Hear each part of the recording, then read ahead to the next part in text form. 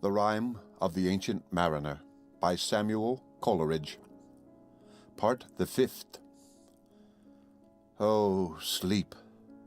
It is a gentle thing, beloved from pole to pole. To Mary Queen the praise be given. She sent the gentle sleep from heaven that slid into my soul. The silly buckets on the deck that had so long remained, I dreamt that they were filled with dew, and when I awoke it rained. My lips were wet.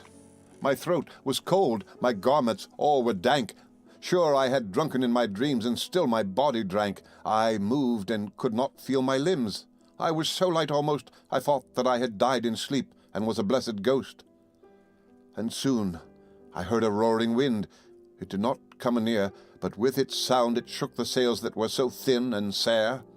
The upper air burst into life, and 100 fire flags sheen. To and fro they were hurried about, and to and fro and in and out the wan stars danced between. And the coming wind did roar more loud, and the sails did sigh like sedge. And the rain poured down from one black cloud, the moon was at its edge. The thick black cloud was cleft and still, the moon was at its side. Like waters shot from some high crag, the lightning fell with never a jag, a river steep and wide. The loud wind never reached the ship, yet now the ship moved on.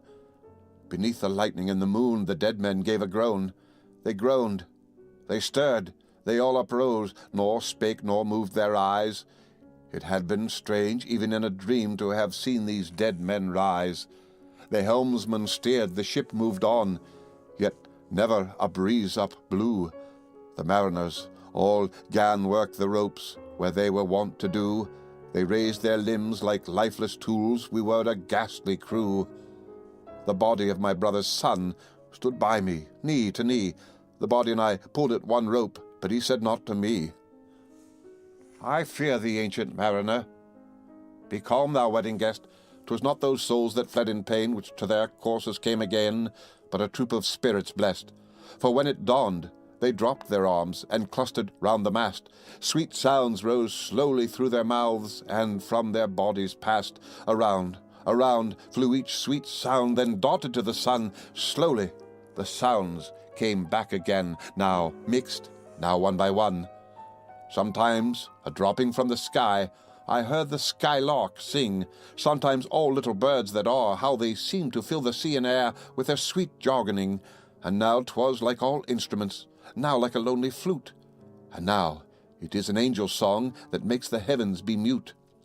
It ceased, yet still the sails made on a pleasant noise till noon, a noise like of a hidden brook in the leafy month of June, that to the sleeping woods all night singeth a quiet tune.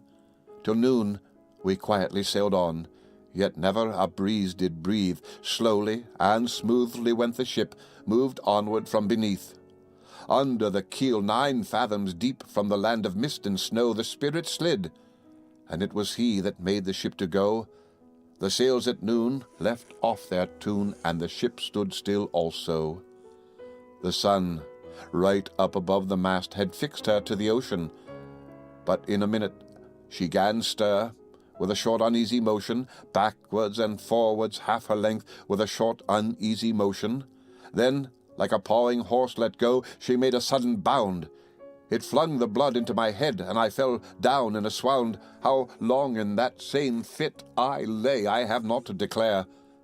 But ere my living life returned, I heard, and in my soul discerned, 2 voices in the air. Is it he? Quoth one. Is this the man? By him who died on cross, with his cruel bow he laid full low the harmless albatross. The spirit who bideth by himself in the land of mist and snow, he loved the bird that loved the man who shot him with his bow.